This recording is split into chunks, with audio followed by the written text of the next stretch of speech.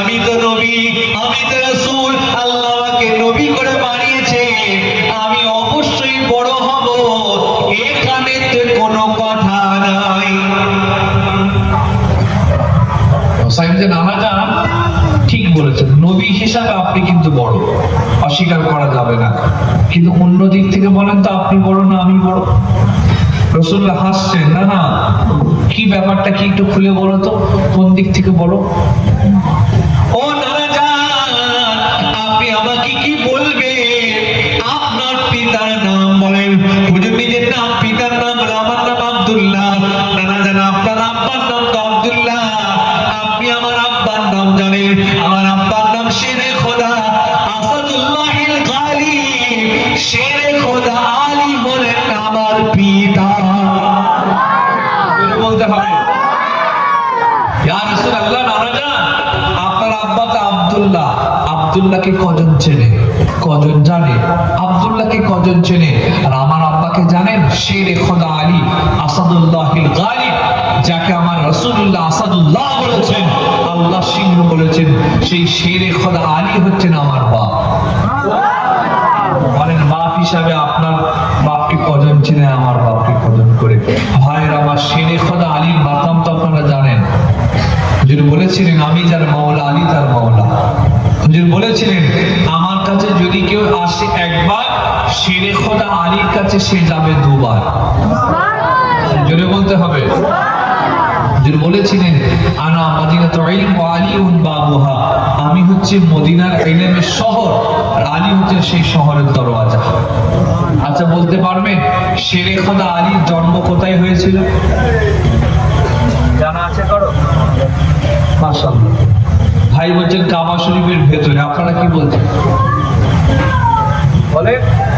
শেরে খোদা আলীর জন্ম কোথায় হয়েছিল? ভাই ঠিক উত্তর দিয়েছেন, আল্লাহর খানায় কাবা শরীফের ভেতরে হয়েছিল। আওয়াজটা জোরে হবে না?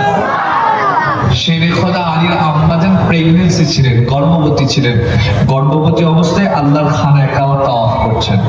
এখন তো কাবা শরীফের দরজা অনেক উঁচুতে, অনেক উঁচুতে, তখন কাবা শরীফের দরজার নিচে মাতাফের সাথে সমান করেছে।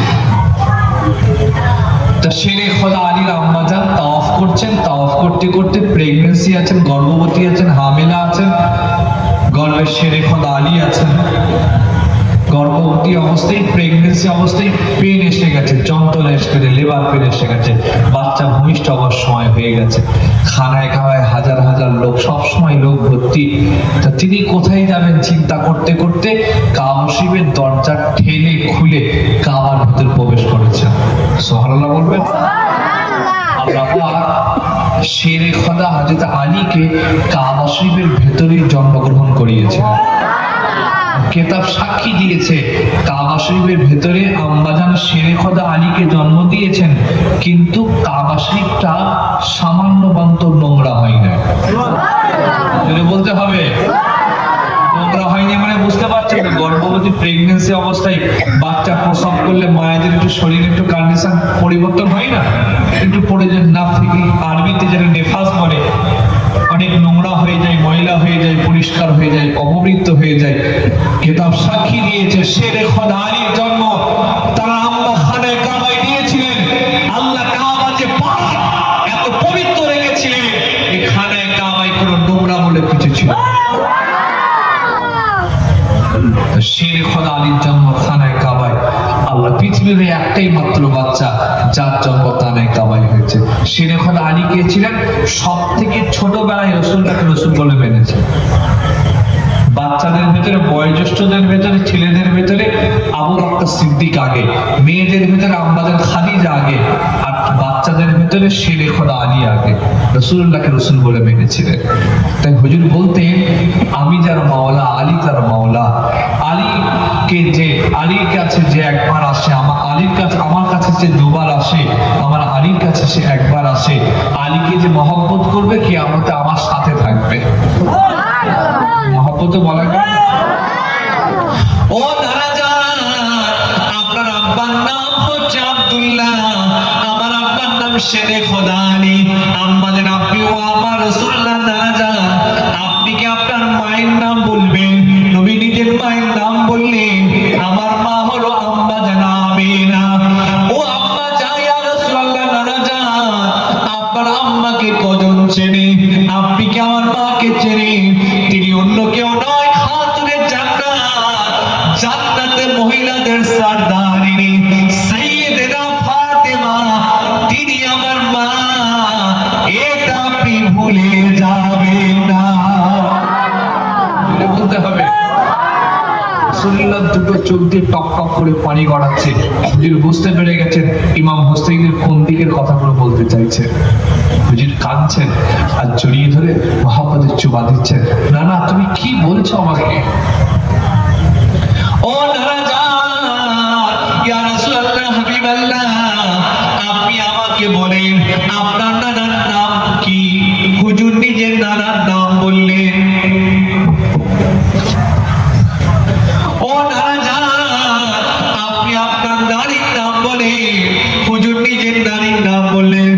নানা জান, আপনার নারীকে কজন চেনে? আপনার নারীর নাম হয়তো কেউ জানে না, কজন জানে?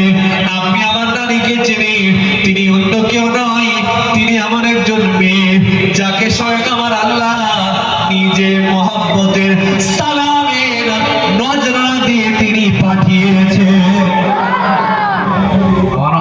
আমার নানীকে চেনেন? আমার নানী হচ্ছে আল্লাহ রসুলের প্রথম স্ত্রী, যাকে আমার আল্লাহ সালাম দিয়েছেন, আম্মা জান খাদিজাতুল কুবরা, তিনি হচ্ছেন আমার নানী। বলতে হবে। আপনার নানীকে কজন চেনে? আপনার নানী কে? কি নাম? কেউ তো জানি না। ও নানা জান, আপনার নানার নাম বলে, নবী নিজের নাম বলবেন। হুজুরের চোখ দিয়ে পানি গড়িয়ে যাচ্ছে, টপ টপ টপ টপ করে নবী কাঁদছে। ও নানা, কি বলছো তুমি? ও নানা জান, আপনি কি আমার নানাকে চেনেন? আমার নানা অন্য কেউ নয়, নবীদের নবী, কাবার কাবা, বাইতুল্লাহর বাইতুল্লাহ, স্বয়ং রাসূলুল্লাহ, তিনি আমার নানা।